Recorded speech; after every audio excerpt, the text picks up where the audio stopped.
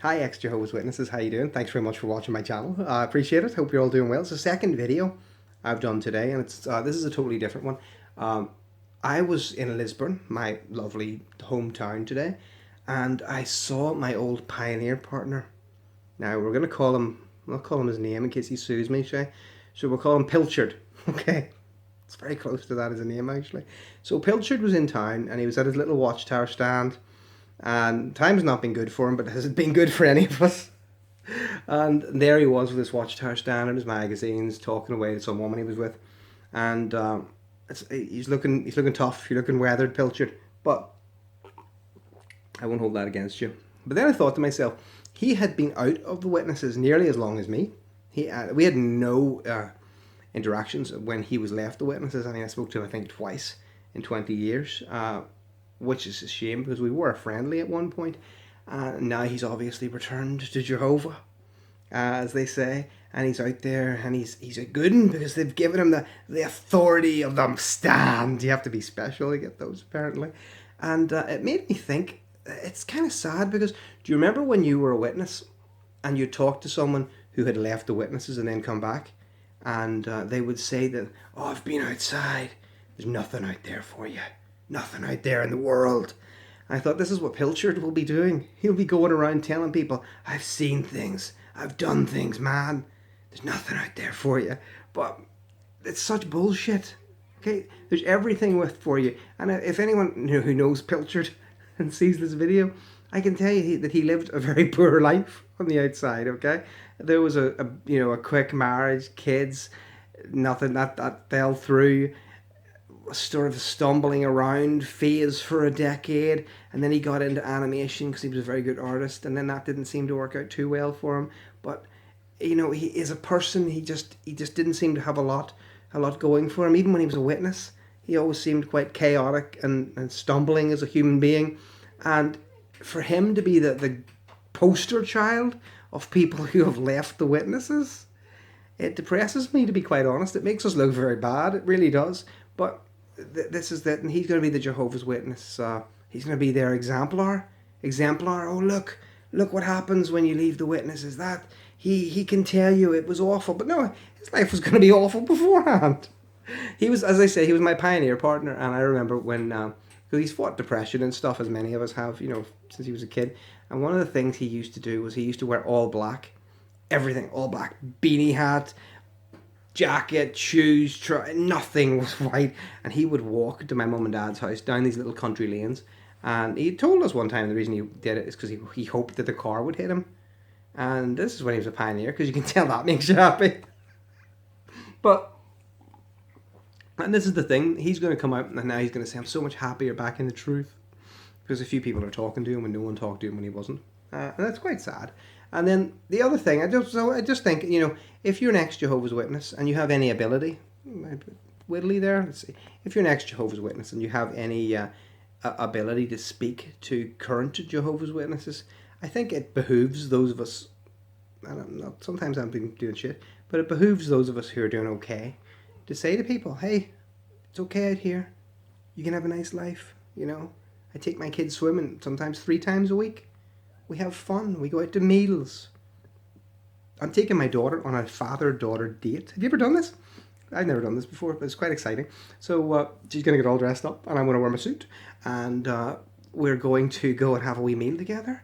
And my son's 6, so it's a bit young to have a date with him. But we're going to do all that, and then we're going to the orchestra. Right, that's going to be on the 24th, I think. So it's very cool. You get to do wonderful things, and you couldn't do them when you were Jehovah's Witness because you'd be out in the ministry. So that's nice. And then the other thing, I'm going to move on subjects now, is big-headedness, feeling that you're invulnerable or that you have something special about you. And I tell you why I thought about this. I thought about this the other day because, I haven't got much time left. Hang on, I'm going to make this into a second video. Hey guys, sorry about that. I messed up the timings, didn't realise my memory was nearly used up. And so I'm here back and I'm going to put these all together as one super video. Because I'm not a cheapskate. You're going to get all your money's worth out of me. Maybe I'll just stick it together so you can watch it as a part 2. Anyway, that's neither here nor there. The other thing I wanted to talk about is big-headedness. Feeling that you're something, you know, bigger, better than you are. Maybe that you've got more worth than you have.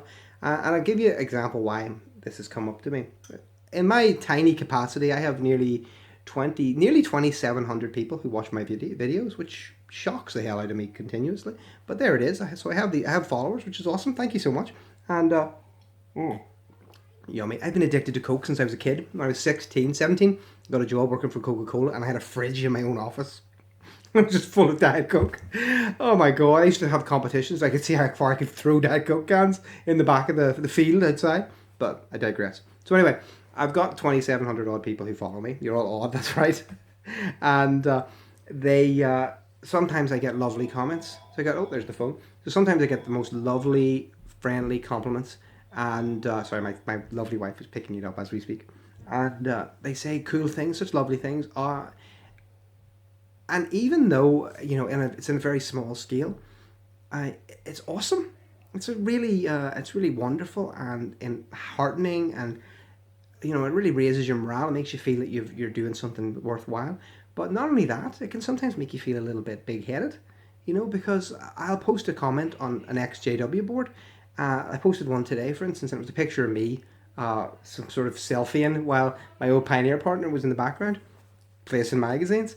And I remember thinking about it, and one of the first just down the line of comments I got was, "OMG, you're the great apostate." And I was like, "Oh yes, I am the great apostate. How brilliant am I?" It was awesome. It was kind of like I thought to myself, "This is my tiny mini celebrity." But then I thought, first of all, I'm nothing special whatsoever. Not whatsoever. I'm not brave. I'm not particularly smart. You know, some people say I'm funny, and that amazes me. But I'm certainly not brave. If I had family that were still Jehovah's Witnesses, I wouldn't be doing these videos. You know, simple as that, because I'd want to speak to them.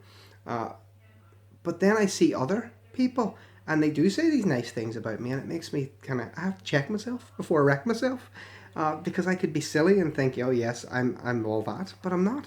But then I thought, I wonder what the governing body are like. These are men who can command 50, 60, 100,000 people to go to a meeting just to hear them speak. Can you imagine how that must affect your ego? Can you imagine how that must make you think, oh, what I say is so important. You know, it's vital that people hear my crap. And because I can't pull 100,000 people to even watch my video over the course of a year, but they could do that in 5 minutes.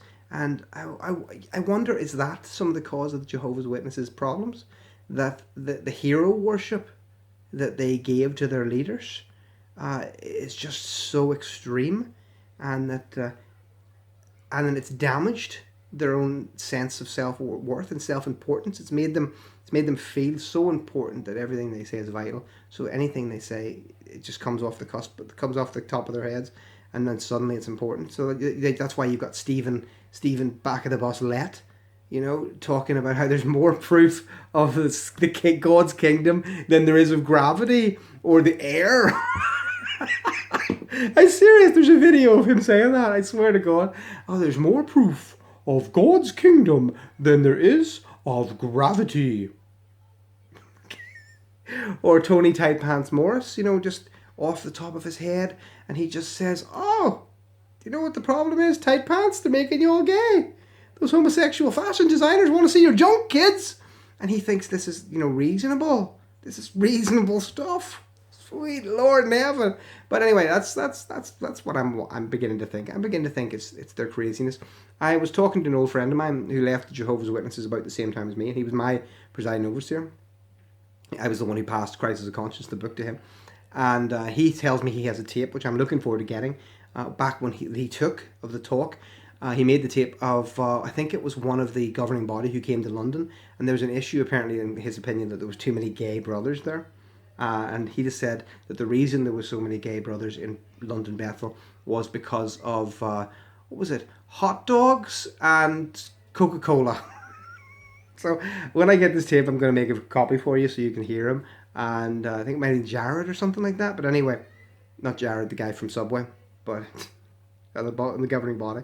But anyway, this is just the nonsense. So it made me think that maybe the biggest thing Jehovah's Witnesses, their biggest fault is their egos. Is that we cared too much about them. And I'm going to remember that, because not let my ego get too high, too inflated. Okay? guys, thank you very much for watching this video. I really appreciate it. And if you like and subscribe, tell your friends that if your family still talks to you, tell them too. Thanks very much for watching. Great Apostate out.